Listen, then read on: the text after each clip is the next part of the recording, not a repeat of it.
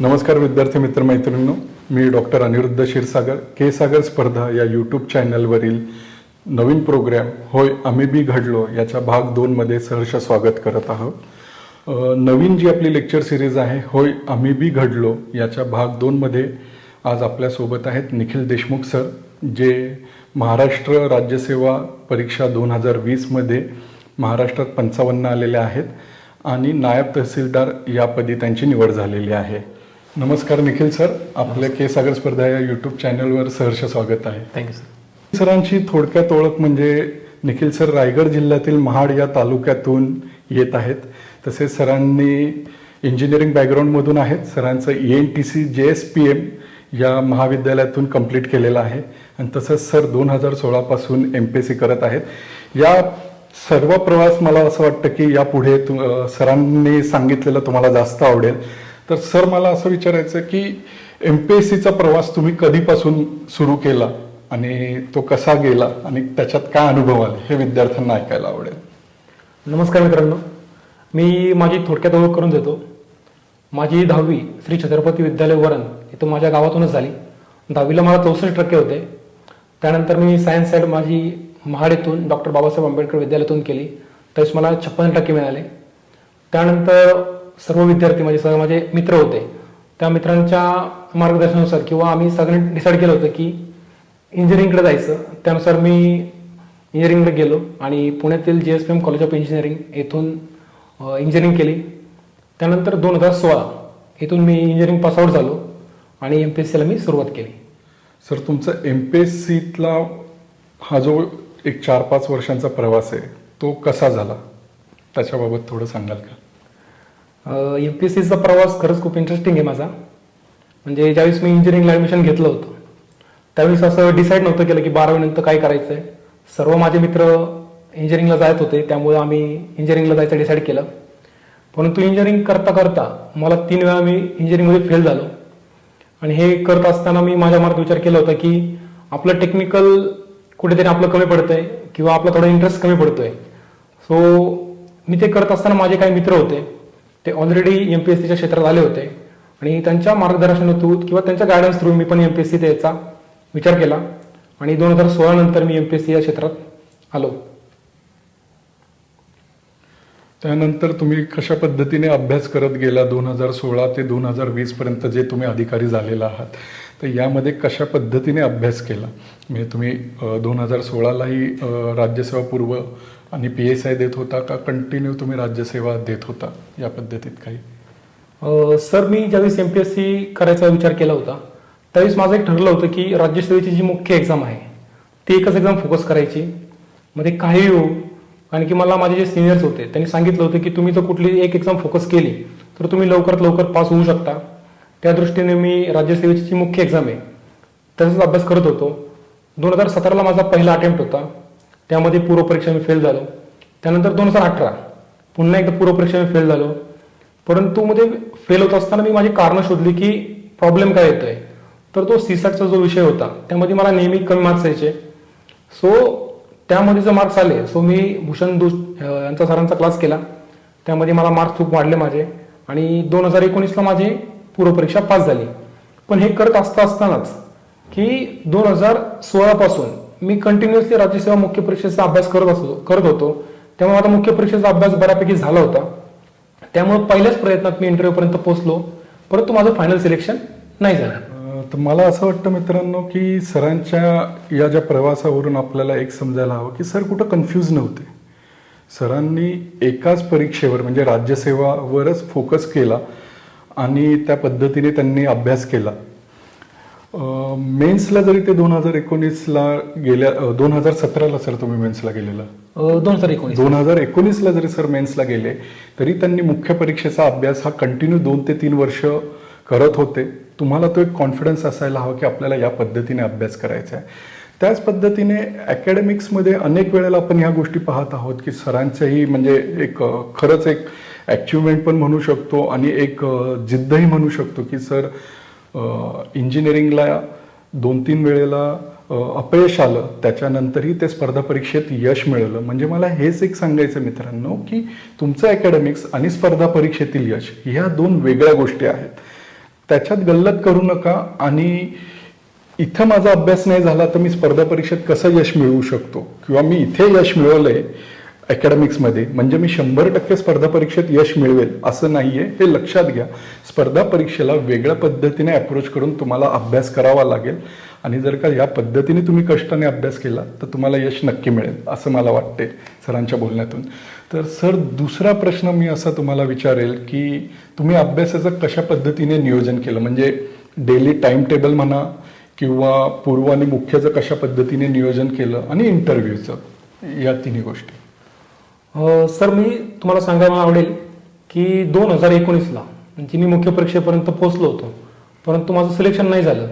तर तोपर्यंत मी विदाऊट कोणाचं गायडन्स घेता फक्त एक सेल्फ स्टडी करत होतो.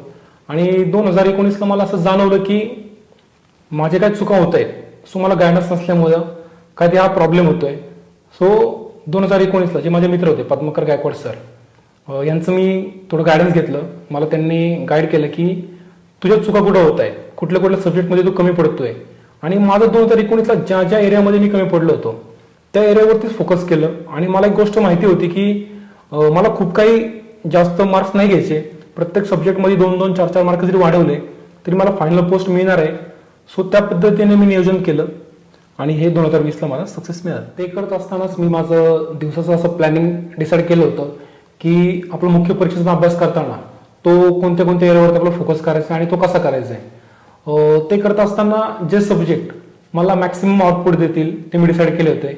जसं की आपलं पॉलिटी असेल किंवा मराठी इंग्लिश ऑब्जेक्टिव्ह असेल आणि ह्युमन रिसोर्स डेव्हलपमेंट GS3 ह्या सब्जेक्टवरती मी जास्त फोकस केलं होतं. कारण की जे सब्जेक्ट तुम्हाला मार्क्स देतात ते ठरलेले आहेत. म्हणजे तुम्ही विचार केला तर GS1 त्यामध्ये हिस्ट्री हा थोडा अनप्रिडिक्टेबल असतो, किंवा इकॉनॉमिक्स त्यामध्ये सायन्स टेक्स्टवरती रँडमली कसेही प्रश्न येऊ शकतात. सो ते मध्ये मार्क्स येतीलच, हे फिक्स नसतं. सो मी जे फोकस करायचे होते सब्जेक्ट ते जे की GS2, GS3 आणि इंग्लिश मराठी ऑब्जेक्टिव्ह यावरती खूप सारा फोकस केला होता. आणि मी ते डेली बेसिसचा एक पार्ट ठेवला होता की म्हणजे हे सब्जेक्ट मी डेली बेसिसला करायचो. सो की ज्यावेळेस एक्झाम येईल यामध्ये मॅक्सिमम रेंज मार्क्स घ्यायचे, जेणेकरून GS1ला किंवा GS4ला जे थोडेफार मार्क्स कमी येतात ते इथून कुठेतरी भरून निघतील. मग ते करत असतानाच म्हणजे जो मधला मुख्य परीक्षेचा स्पॅन असायचा त्यामध्ये मी जे मराठी इंग्लिश किंवा ग्रामरचं होतं ऑब्जेक्टिव्ह हा डेली अभ्यास करायचो. रात्री समजा आपल्याला कंटाळा येतो की जेव्हा आपल्याला आपली एनर्जी जाते, आपण दिवसभर सकाळपासून अभ्यासाला सुरुवात करतो, त्यानंतर आपल्याला कुठेतरी एक फटीग येतो आणि आपल्यात असं कुठला डिफिकल्ट सब्जेक्ट आपण घेतला की तो आपल्याला होत नाही आपल्याकडून. सो दररोज रात्री मी इंग्लिश मराठी ऑब्जेक्टिव्ह चा अभ्यास करायचो. सो तो करत असताना मग माझा एक कंटिन्युअस मेन्समध्ये चालू होतं. आणि राज्यसेवा 2019 आणि 2020ला मला सर्वात जास्त ज्या सब्जेक्टने मदत केली तो पॉलिटी हा सब्जेक्ट होता, ज्यामध्ये मी 2019लाच पहिल्या अटेम्प्टमध्ये 103 मार्क्स घेतले होते. सो त्याचं एक प्लॅनिंग केलं होतं की हा सब्जेक्ट मला माहिती होतं हा खूप जास्त मार्क्स देणार आहे. सो मी तो एक डेली बेसिसचा पार्ट ठेवला होता. म्हणजे प्रायोरिटी ऑर्डर डिसाईड केली होती की ह्या पॉलिटीमध्ये कुठले कुठले टॉपिक आहेत, किती किती इम्पॉर्टंट आहेत, त्यानुसार एक ऑर्डर लावली होती. फॉर एक्झाम्पल ऍक्ट आपल्याला नेहमी माहित असतील की जवळपास 25 प्रश्न येतात. सो पहिला तो ऍक्टचा असेल, किंवा नंतर जो तुम्ही दुसरा पार्ट डिसाईड केला पक्ष दबाव गट हे जवळपास 20 प्रश्न, किंवा पंचायत राज, हे असे जे मेन टॉपिक होते त्याची मी प्रायोरिटी ऑर्डर डिसाईड केली होती. आणि डेली बेसिसमध्ये मी त्याचा कुठला तरी एक टॉपिक असायचा तो मी डेली रिवाइज करत जायचो. सो पॉलिटीचं मला त्याचा खूप फायदा झालेला आहे. आणि हे माझ्या मित्राने मला सांगितलं होतं की पॉलिटी तू डेली बेसिसवरती ठेवलंस कारण की खूप जास्त फॅक्च्युअल प्रश्न त्यामधून येतात. सो ते करत असताना मी डेली बेसिसवर ठेवलं असल्यामुळे मला नेहमी पॉलिटीमध्ये खूप चांगले मार्क्स आले. आणि बाकीचं मग करत असताना एक सब्जेक्ट असायचा कुठलाही की तुमचा असायचं करंट मी डेली करायचो, एक पॉलिटी, आणि जे आपले प्रिव्हियस इयर क्वेश्चन असतील ते जवळपास 100-150 क्वेश्चन डेली करायचो कारण की आपली एक्झाम ऑब्जेक्टिव्ह आहे. ते करत असतानाच एक कुठलं मेन सब्जेक्ट, मग समजा तो हिस्ट्री असेल, जिओग्राफी असेल, इकॉनॉमिक्स असेल, तो डिसाईड करायचो, प्लॅनिंग करायचो, तो दिवसभर वाचायचो. सकाळी आलं की तोच एकदा रिवाइज करायचा पुन्हा आदल्या दिवशी वाचलेला. आणि अशा प्रकारे माझा अभ्यास करत गेलो. आणि ते करत असताना सगळ्यात महत्वाची गोष्ट म्हणजे 19ला जी नव्हती केली मी ती की मला सिलेबस कॉपी धरून मी अभ्यास नव्हता केला.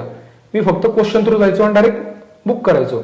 पण 2020ला हीच प्रोसेस मी रिव्हर्स केली. मी सिलेबस कॉपी समोर ठेवली आणि त्या सिलेबस कॉपीमध्ये जे जे पॉईंट आहेत त्या पॉईंट थ्रू मी अभ्यास करत गेलो. सो पॉईंट पण बऱ्यापैकी कव्हर झाले आणि बऱ्यापैकी मित्रांनो तुम्हाला मला सांगायचं आहे की बऱ्यापैकी क्वेश्चन हे syllabus point through as it is येतात. म्हणजे जर ॲग्रिकल्चरचं तुम्ही 2020चा पेपर पाहिला असेल तर डायरेक्ट मेन्शन टॉपिक आहेत, ते टॉपिकची नावं विचारलेत एक्झाममध्ये. सो तुम्ही सिलेबस कॉपी ठेवून समोर अभ्यास केला पाहिजे, जो की त्याचा मला मी तो केला आणि मला 2020ला फायदा झाला. निश्चितच सरांच्या बोलण्यातून एक मला जाणवलं की सिंहावलोकन म्हणजे सर काल जो अभ्यास केलेला तो आज सकाळी रिवाईज करत होते. तर ही एक खूप महत्त्वाची गोष्ट आहे.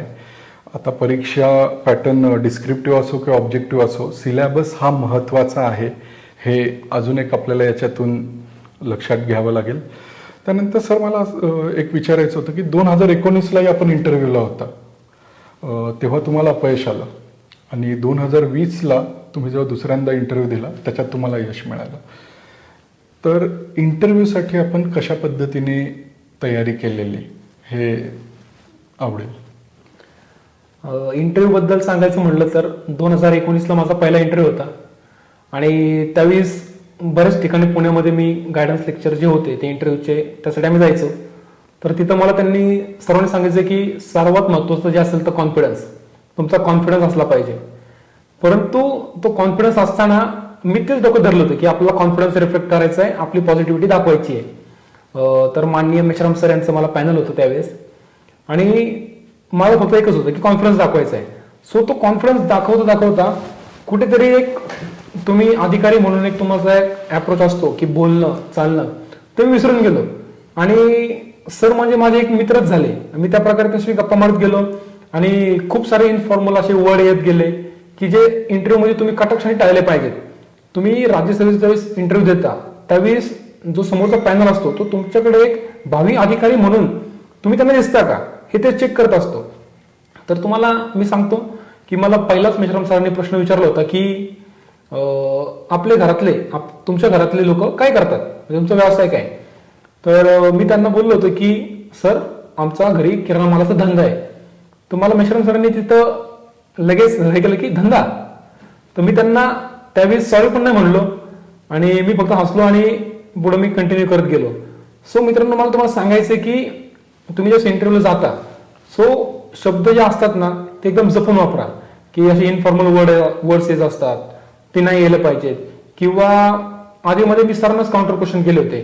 सर मला विचारायचे, मी सरांनाच विचारायचो की सर तुम्हाला असं बोलायचंय का. सो ती ही गोष्ट नाही व्हायला पाहिजे की तुम्ही सरांनी जो प्रश्न विचारलेला आहे की तो एक व्यवस्थित पहिल्यांदा समजून घेतला पाहिजे की त्यांना विचारायचंय काय आणि मग त्या पद्धतीने तुम्ही विचार करून 2-3 सेकंदाचा पॉज घेऊन तुम्ही तो इंटरव्ह्यूचं उत्तर दिलं पाहिजे. तर इंटरव्ह्यू बद्दलच मला तुम्हाला सांगायचं आहे की 19 मध्ये मला फक्त 49 मार्क्स आले होते आणि ते करत असताना मला जाणवलं की मी ज्यावेळेस आलो तर मला तर वाटलं होतं की मला खूप चांगला इंटरव्ह्यू गेला कारण की मी खूप बिंदासमध्ये दिला होता. परंतु ज्यावेळेस फायनल स्कोर आला तर म्हणलो हे काय ते गडबड झालेली आहे. सो मी माझं सेल्फ अनालिसिस केलं त्यावेळेस मला माझ्या 2-3 चुका समजल्या की जे होतं ते इन्फॉर्मल वर्ड होते किंवा जी माझं इन्फॉर्मल वर्ड आणि कुठेतरी प्रश्नांची उत्तर देताना म्हणजे त्याला लॉजिक नव्हतं. तर फॉर एक्झाम्पल मला एक माझ्या टेक्निकल बॅकग्राऊंडवरती प्रश्न विचारला होता की सॅटेलाइट कम्युनिकेशन आणि मोबाईल कम्युनिकेशन यामध्ये डिफरन्स काय. तर मी जे इंजिनिअरिंगला असंच उत्तर द्यायचो त्याप्रमाणे एक उत्तर दिलं की सर सॅटेलाइट कम्युनिकेशन हे सॅटेलाइट थ्रू होतं आणि मोबाईल कम्युनिकेशन टॉवर थ्रू होतं, म्हणजे ह्याला काही संदर्भच नाही. सो तुम्हाला जर येत नसेल उत्तर तर त्यांना बिनधास्त सांगा की सर सॉरी सर मला या प्रश्नाचं उत्तर येत नाहीये, थोडंफार मी पुन्हा याचा जाऊन अभ्यास करेल किंवा मला समजा सध्या येत नाहीये, तुम्ही असं बोलू शकता. आणि मला तुम्हाला इंटरव्ह्यूमध्ये अजून एक सांगायचं की तुम्ही ज्यावेळेस इंटरव्ह्यूमध्ये तुम्हाला एक सोपे प्रश्न येतात आपल्या टप्प्यातले असतात प्रश्न, ते म्हणजे एकदम सिंपल प्रश्न जे तुम्हाला एकदम परिपूर्ण तुम्ही अभ्यास करून गेलेला आहे तुमच्या माहितीतले, तो प्रश्न तुम्ही ज्या टोनमध्ये उत्तर देता त्याच टोनमध्ये तुम्हाला जो एकदम डिफिकल्ट प्रश्न येतो असा बाउन्सर असा मध्येच ते प्रश्न विचारतात त्या बाउन्सर प्रश्नाला पण तुम्ही त्याच टोनमध्ये एक उत्तर दिलं पाहिजे किंवा स्पष्ट सांगितलं पाहिजे की सॉरी सर मला या प्रश्नाचं उत्तर येत नाहीये. आणि तेच झालं की 19ला माझी हीच चूक झाली होती की मला त्यांनी एक प्रश्न विचारला होता की राष्ट्रपतींचं इलेक्शन म्हणजे त्यावरून एक डिसाईड झालं की गणतंत्र म्हणजे काय. त्यावरून तो एक प्रश्न आला होता की राष्ट्रपतींच्या इलेक्शनमध्ये विधान परिषदेचे सदस्य असतात करू शकतात की नाही. आता वैयक्तिक मी या प्रश्नाबद्दल जरा कन्फ्युज होतो, परंतु मला समजलं नाही की तर मी त्यांना बोललो की सर मला आता जेवढं आठवतंय त्यानुसार ते करू शकतात. तर मला त्यांनी पुन्हा विचारलं की बघा विचार करा आणि सांगा ते करू शकतात का. तर मी 1-2 सेकंद पॉज घेतला आणि म्हणलो की हा सर ते करू शकतात. आणि ऍक्च्युली उत्तर चुकीचं होतं. सर तिथं मी तर कन्फ्यूज आहे ना, जिथं तुम्ही जर कन्फ्यूज आहे ना तर तिथं क्लिअर सांगा सर सॉरी सर मी आता कन्फ्यूज आहे. आणि हा माझा शेवटचा प्रश्न होता. सरांनी हसून सांगितलं की ठीक आहे तुम्ही येऊ शकता. आणि मी जसं इंटरव्ह्यू पॅनलच्या बाहेर आलो तेव्हा मला समजलं की मी लगेच चेक केलं की हे उत्तर करेक्ट आहे का इनकरेक्ट आहे. तर मला समजलं की आपण चुकीचं उत्तर देऊन आलेलो आहे.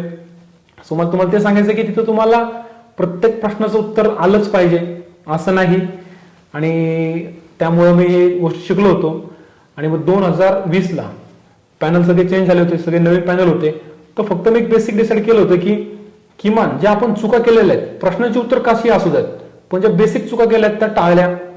बोलताना एकदम व्यवस्थित पोलाइटली किंवा तुमचे जे हँड मुवमेंट्स होत्या कशा करायचं काय बोलायचं किंवा प्रत्येक जो मेंबर असेल पॅनल मेंबर त्यांच्याकडे बघून बोलणं ह्या गोष्टी डिसाईड केल्या होत्या. सो बेसिक गोष्टी पाळल्या मी. आणि त्यामुळे मला एक माहिती होतं की तुम्ही बेसिक गोष्टी जर पाळल्या तर तुम्हाला ॲव्हरेज मार्क्स येतील. त्याप्रमाणे मला 55 मार्क्स मिळाले आणि मी राज्यातही 55 क्रमांकाने उत्तीर्ण झालो. सर पुढचा प्रश्न असा असेल की तुम्हाला या पूर्ण प्रवासात म्हणजे या स्पर्धा परीक्षेच्या अभ्यासाच्या पूर्ण प्रोसेसमध्ये घरच्यांची किती खंबीर साथ मिळाली आणि ती शेवटपर्यंत होती का काही वेळेला काही मतभेद झाले का आणि मतभेद झाले असेल तर तुम्ही ते कशा पद्धतीने दूर केले. तर हे निश्चितच विद्यार्थ्यांना ऐकायला मिळेल कारण की अनेक जणांच्या घरी या पद्धतीचे मतभेद होत असतात. काही ना काही फॅमिली प्रॉब्लेम्स येत असतात, ते त्याच्यात डिप्रेस होत असतात जे मला अनेक वेळेला दिसतं, भेटतात, बोलतात. तर मला असं वाटतं की घरच्यांबाबत ची रिलेशन कसं होतं हा प्रश्न एक स्पर्धा परीक्षेचा अभ्यास करताना महत्त्वाचा ठरतो. तर त्याबाबत तुम्ही काय सांगाल, कसा संवाद होता? सर मी स्वतःला या बाबतीत खूप नशीबवान मानतो कारण की मला लहानपणापासून माझे घरचे एवढे जास्त काही शिकलेले नव्हते. सो जे मी त्यांना सांगायचो की मला इंजिनिअरिंग करायचं आहे किंवा मला MPSC द्यायचं आहे तर प्रत्येक गोष्टीमध्ये मला त्यांनी सपोर्टच केलेला आहे.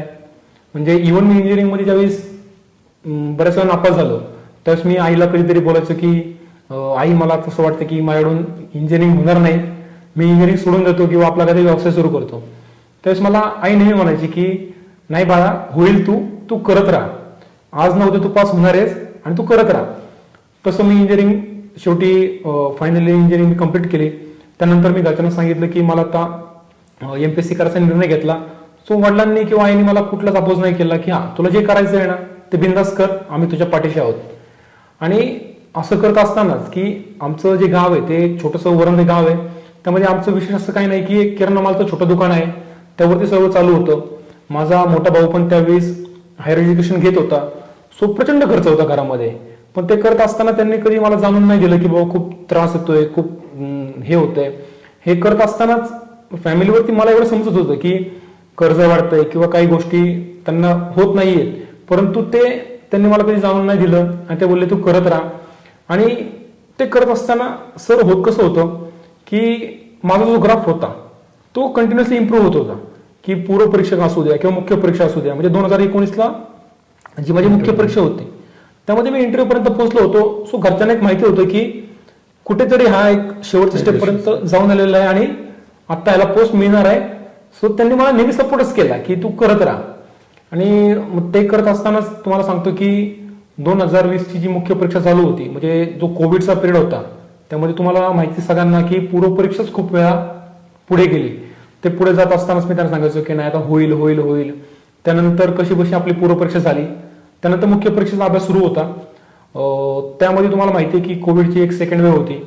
ती सेकंड वेव्ह चालू असतानाच माझी आईची डेथ झाली त्यावेळेस. आणि मी त्यावेळेस पुण्यात अभ्यास करत होतो. आणि अचानकपणे असं झाल्यामुळे की मी एकदम हडबडून गेलो आणि आता काय घरी जावं लागलं. घरी जावं लागलं तर फक्त एकच की जे आपल्या सगळ्यात जवळची व्यक्ती आपली आई ती आपल्या सोबत नव्हती किंवा काही नाही की जी मला नेहमी म्हणायची की मला म्हणायची की नको बाबा तू लवकरात लवकर पास हो किंवा आपल्या घरचे जरा वडील त्यांना खूप कष्ट करतायत, त्यांना खूप त्रास होतोय, आता थोडं जरा लवकरात लवकर पास व्हायचा प्रयत्न कर. हे सगळं असतानाच की जिथं माझ्यासोबत आई नव्हती, मग काय करायचं. तर 13 दिवस फक्त मी तिथं थांबलो गावाला, की जे सगळे आपले विधी होते, श्राद्ध हे आपलं ते सर्व केलं आणि 14व्या दिवशी पुण्यात आलो अभ्यासाला. आणि तेच फक्त एक डिसाईड केलं होतं की माझी जे आईचं जे स्वप्न होतं की आपला मुलगा अधिकारी बनणार, आणि त्यांनी जवळपास सगळ्यांना सांगितलं होतं की माझा मुलगा पुण्यात एमपीएससीचा अभ्यास करतो आणि तो एकदा लाल गाडी घेऊन आपल्या गावात येणार आहे. तर मी एक डिसाईड केलं होतं की ठीक आहे, आता आई आपल्यासोबत नाहीये, पण आपल्या आईचं स्वप्न आहे पूर्ण करायचं आहे. त्याप्रमाणे शेवटचे जे 8 महिने आम्हाला मिळाले होते मुख्य परीक्षेला, त्याचा एकदम प्रॉपर डिटेल अनालिसिस करून अभ्यास केला. आणि ते करत असतानाच शेवटी रिझल्ट पण आला, आणि आईचं जे माझं वर्ष श्राद्ध होतं त्यामध्ये त्याच्या आधीच रिझल्ट आला आणि पास झालो. यामध्ये मला सगळ्यात महत्त्वाचं सांगायचं की जे कोणी पालक असतील त्यांनी की जर कुठेतरी आपल्या मुलांची त्यांना सपोर्टची खूप गरज आहे, कारण की पुण्यात तुम्ही किंवा एमपीएससीची एक्झाम करताना खूप जास्त कॉम्पिटिशन आहे.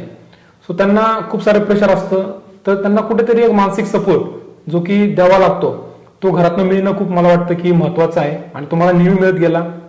आणि त्यामुळे मला वाटतं की सगळ्यात मोठं जर श्रेय असेल तर माझ्या आई वडिलांचं आहे त्यामध्ये. कारण की माझा वैयक्तिक माझ्या घरामध्ये माझा मोठा भाऊ होता, तो पण लिटरली 10 ते 11 वर्ष जॉब सर्च करत होता. म्हणजे आम्ही घरात 2 मुलं आणि कोणच जॉबला नाहीये, जे काय करतायत ते फक्त वडीलच करतायत. आणि ह्या कंडिशनमध्ये पण नाही, तुम्ही दोघंही करत राहा. सो त्यांचा खूप मोठा सपोर्ट होता, आणि त्याच्यामुळे मला असं वाटतं की मला हे यश मिळालं, आणि त्यांचा खूप सर्वात मोठा वाटा आहे. निश्चितच सर, खरंच थोडं इन्स्पिरेशनल पण आहे आणि खरंच थोडं वाईट आहे की कोविडमुळे अनेकांचे आयुष्य, अनेकांचे आपले जवळचे हे कोविडमुळे दुरावलेले आहेत. पण आई वडील हेच आपलं सर्वात मोठं मोटिवेशन आहे, हे आपण लक्षात ठेवायला हवं. त्यांचे स्वप्न एक मुलगा, एक पाल्य म्हणून आपण पूर्ण करायला हवं, ही आपली जबाबदारी आहे. हे समजून तुम्ही पूर्ण केलं, याबाबत खरंच तुमच्या घरच्यांना सगळ्यांना खूप आनंद होत असेल असं मला वाटतं. सर, याचा पुढचा प्रश्न असा आहे की या स्पर्धा परीक्षा करताना तुम्ही कोणते केसाग्रीय संदर्भ वाचले आणि तुम्हाला त्यांचा कशा पद्धतीने फायदा झाला? एमपीएससी मध्ये मला सांगावं लागेल की के सागर शिवाय तुम्हाला पर्याय नाही. हे पॉलिटिक्स आपल्याला के सागर सरांचं जे पब्लिकेशन आहे त्यामध्ये लक्ष्मीकांत सरांचं इंडियन पॉलिटी किंवा गव्हर्नन्स ऑफ इंडिया हे तुम्हाला मस्ट बुक आहे, ती तुम्हाला केलीच पाहिजे. त्याशिवाय तुम्हाला पॉलिटी पार्ट 2 मध्ये मार्क्स येणार नाहीत, ते मस्ट आहे. त्यानंतर तुम्हाला GS4 ज्यामध्ये जोगळेकर सरांचं पुस्तक आहे सायन्स अँड टेकचं, ते तुम्ही केलं पाहिजे. आणि मला हिस्ट्रीसाठी तुम्हाला सांगायला लागेल की जे बिपिन चंद्र सरांचे पुस्तकं आहेत, जसं की फ्रीडम स्ट्रगल ऑफ इंडिया, हे तुम्हाला असं वाटतं की मला वाटतं की हे केलं पाहिजे. ज्यावेळेस मी एमपीएससीला सुरुवात केली होती त्यावेळेस मी पहिल्यांदा जे आपलं भूगोलाचं पुस्तक आहे खतीब सरांचं, ते एक पुस्तक रेफर केलं होतं. आणि सध्या रिसेंटमध्ये आता मला मार्क्स आल्यामुळे की मला अनेक विद्यार्थी येतात की पूर्व परीक्षेबद्दल सांगा, तर मी आता अभ्यास करताना मला एक पुस्तक जाणवलं की जे की सायन्स, जनरल सायन्स एक पुस्तक आलेलं आहे. सो मी ते पाहिलं पुस्तक मी. सो मला ते एक वाटतंय की पूर्व परीक्षेसाठी जर सायन्सचा तुम्हाला अभ्यास करायचा असेल तर ते खूप मला पुस्तक चांगलं वाटलं. म्हणजे मी परवाच एका मित्राला रेकमेंड केलं आणि त्यांनी ते पुस्तक घेतलं पण. धन्यवाद सर. सर, पुढचा प्रश्न अशा आहे की ही पूर्ण लॉंग प्रोसेस आहे स्पर्धा परीक्षा, तर अनेक वेळेला काही अप्स अँड डाऊन्स येत असतात.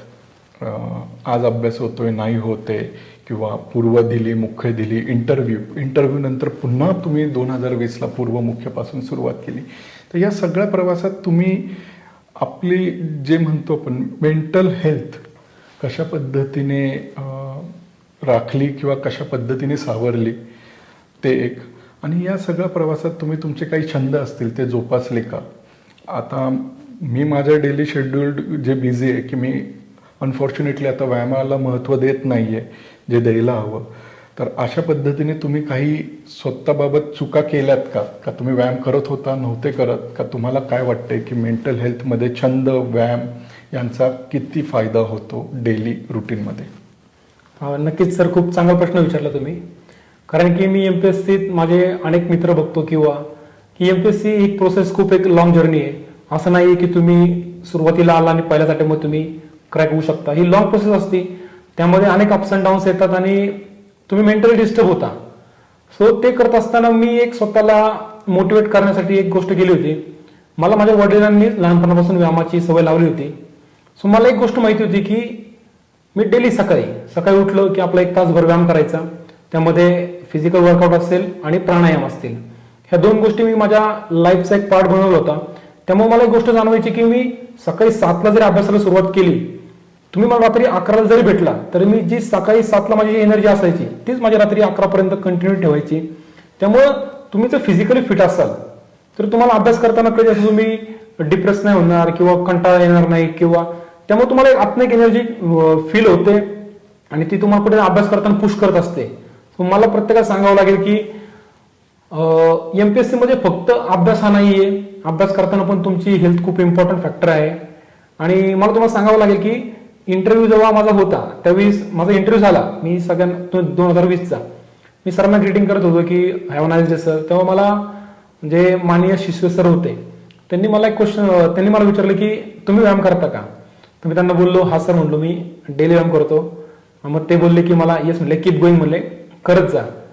कारण की ह्या गोष्टी अशा आहेत ना की जर तुम्ही त्या गोष्टी पाहिल्या तर तुम्हाला त्याचा इनडायरेक्टली बेनिफिट खूप सारा होतो. कारण की माझे मी अनेक मित्र पाहिलेले आहेत की ज्यांना अनेक प्रॉब्लेम आहेत. कोणाला पोटाचा प्रॉब्लेम आहे, कोणाला पित्ताचा आहे, कोणाला डोकं दुखतं, कोणाचा कमरेचा प्रॉब्लेम येतो. आपण दिवसभर अभ्यास करतो. तर मी माझे अनेक मित्र बघितलेत की त्यांना मानेचा असा मणक्याचा त्रास होत आहे. सो तुम्ही जर व्यायाम केला किंवा एक्सरसाइज किंवा जे प्राणायाम मी बोललो तुम्हाला, म्हणजे मेंटली पण आणि फिजिकली पण तुम्ही जर फिट आणि स्टेबल असाल तर तुम्हाला मला असं वाटतं की डिप्रेशन येणं, टेन्शन येणं ह्या गोष्टी खूप साऱ्या कमी होतील आणि त्याचा इनडायरेक्टली बेनिफिट खूप सारा तुम्हाला या एक्झाम मध्ये तुम्हाला मिळू शकतो.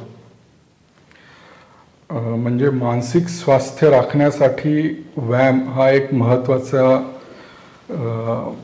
पॉईंट आहे असं मला वाटतं. म्हणजे नक्कीच सर की मानसिक स्वास्थ्य, मेंटल हेल्थ ठेवायला कुठंतरी फिजिकल ॲक्टिव्हिटी, व्यायाम हे महत्त्वाचे आहेत. तसेच डेली फिजिकल फिटनेस हे आपले जे काही प्रॉब्लेम्स असतात फिजिकल, म्हणजे जे ऑर्थोपेडिक प्रॉब्लेम म्हणतो तेही दूर ठेवायला किंवा त्यांच्यापासून लांब राहायला मदत करतात. म्हणजे तुम्ही एका अर्थाने असंच सांगताय की व्यायाम करा आणि माझ्यासारख्या ऑर्थोपेडिक सर्जनपासून दूर राहा असं मला वाटतं. सर सेकंड लास्ट प्रश्न असा असेल की दरवर्षी स्पर्धा परीक्षेत नवीन नवीन विद्यार्थी येत असतात. तर जे आता नवीन विद्यार्थी आलेले आहेत किंवा 1-2 वर्षात येणार आहेत त्यांना तुम्ही कशा पद्धतीने मार्गदर्शन कराल किंवा तुम्हाला त्यांना काय सांगावं असं वाटतं एक नवीन विद्यार्थी म्हणून, किंवा जेव्हा तुम्ही नवीन विद्यार्थी आला होता तेव्हा काय केलं, म्हणजे काय सांगेल? जे स्पर्धा परीक्षेमध्ये नवीन विद्यार्थी येतात मला त्यांना सगळ्यात महत्त्वाचं सांगायला लागेल की तुम्ही कुठली तरी जी एक एक्झाम आहे ती फिक्स करा. त्याचा जो काही सिलेबस असेल किंवा त्याची जी रिक्वायरमेंट आहे त्याच्याबद्दल तुम्ही ज्यांच्याकडून तुम्हाला गायडन्स भेटेल त्यांच्याकडून गायडन्स घ्या. आणि एकदा तुम्हाला ते एक्झाम समजली, गायडन्स समजलं, प्रॉपर अभ्यास कसा करायचा आहे, काही गोष्टी, त्यानंतर सगळ्यात महत्त्वाची गोष्ट आहे ती कन्सिस्टंटली. तुम्ही कन्सिस्टंटली किती अभ्यास करता यावर तुमचा रिझल्ट येणार आहे. म्हणजे वैयक्तिक तुम्ही 1 वर्ष, कारण की ही एक्झाम अशी नाहीये की तुम्ही आला पहिल्या अटेम्प्टमध्ये तुम्ही पास झाला, पहिल्या अटेम्प्टमध्ये तुम्हाला फेल्युअर येईल, सेकंडमध्ये फेल्युअर येईल, परंतु तिसऱ्यामध्ये तुम्ही पास होताल तेव्हा जर तुम्ही 2 वर्ष कन्सिस्टंटली अभ्यास केला असेल. सो एक प्रॉपर गायडन्स जो कोणी पास झाला असेल किंवा फेल झाला असेल तो घेणं आणि त्यानंतर त्या गोष्टी कन्सिस्टंटली इम्प्लिमेंट करत जाणं, हे मी सांगेल की तुम्ही ह्या 2 गोष्टी पहा, सक्सेस तुम्हाला नक्की मिळेल. नक्कीच सर, तुम्ही म्हटलं त्या पद्धतीने कष्ट आणि कन्सिस्टन्सी या 2 गोष्टी नवीन विद्यार्थ्यांना गरजेच्या आहेत आणि ते नक्कीच या पद्धतीने अभ्यास करतील. आणि शेवटचा प्रश्न सर, आता मी स्पर्धा परीक्षेचे गेली 4 वर्ष काउन्सिलिंग करत आहे. अनेक विद्यार्थ्यांना मी भेटतो, बोलतो त्यांच्याशी. मला एक जाणवतं की काही हो, मला स्पर्धा परीक्षेतून अधिकारीच बनायचं आहे, हे त्यांचं एक ध्येय असतं. पण पुढे जसं जसं काही अटेम्प्ट देतात त्यानंतर थोडंसं डिप्रेशन येत जातं, नैराश्य येत जातं आणि त्यांचा अभ्यास थोडासा कमी होत जातो. तर तुम्हाला काय वाटतं की या स्पर्धा परीक्षेच्या प्रोसेसमध्ये एक विद्यार्थी म्हणून आपण कुठपर्यंत जायला हवं, कुठं थांबायला हवं, म्हणजे किती अटेम्प्ट द्यायला हवे, आणि हे अटेम्प्ट देताना काही चुका होतात त्या चुका कशा टाळता यायला हव्या, आणि त्याच वेळेला काही प्लॅन बी आपण काय म्हणू शकतो का या पद्धतीत की याच्यात काय ठीक करता येईल का? यावर काय? नक्कीच सर. तुमचा प्लॅन बी हा असलाच पाहिजे. कारण की मी राज्यसेवा एक्झाम करताना असं पाहतोय की काही काही मुलं लिटरली 2011 पासून अभ्यास करत आहेत आणि 2022 आलंय तरी पण ते विद्यार्थी राज्यसेवेची एक्झाम देत आहेत. म्हणजे तुम्ही एमपीएससी किंवा युपीएससीला हे जो विश्वास बनवलेला आहे, पण आयुष्याची जी अनेक प्रोडक्टिव्ह वर्ष असतात ती व्हायला चाललेली आहेत. सो मला तुम्हाला सांगावं लागेल की तुम्ही अभ्यास करताना तुम्ही स्वतःची इम्प्रूव्हमेंट पहा. म्हणजे जर तुम्ही 2 वर्ष 3 वर्ष पूर्व परीक्षाच पास होत नाहीये तर कुठेतरी हे प्रॉब्लेमॅटिक आहे. जर तुम्ही प्रॉपर विचार करून प्लॅनिंग करून जर अभ्यास केला तर मला असं वाटतं की तुम्ही पहिल्या प्रयत्नात पण एक्झाम पास होऊ शकता. परंतु मला असं वाटतं की मॅक्सिमम तुम्ही 4 ते 5 अटेम्प्ट दिले पाहिजेत. जर तुम्हाला दिसतंय की तुम्ही जर इंटरव्ह्यू पर्यंत जाताय तर तुम्ही प्रयत्न सोडू नका. परंतु पूर्व परीक्षाच निघत नाहीये, हे 4 वर्ष झाली 5 वर्ष झाली तर मग कुठेतरी हे प्रॉब्लेमॅटिक आहे. सो ते करत असतानाच कुठेतरी प्लॅन बी हा असलाच पाहिजे. कारण की स्पर्धा परीक्षेत तुम्ही जर सिलेक्शन रेशो बघितला तो 0.1% पेक्षा खूप कमी आहे. म्हणजे मुलं जे एक्झामला अपेअर होतात ते जवळपास 3 ते 4 लाख पर्यंत मुलं असतात जे फॉर्म भरतात आणि सिलेक्शन हे फक्त 200 मुलांचं होतं.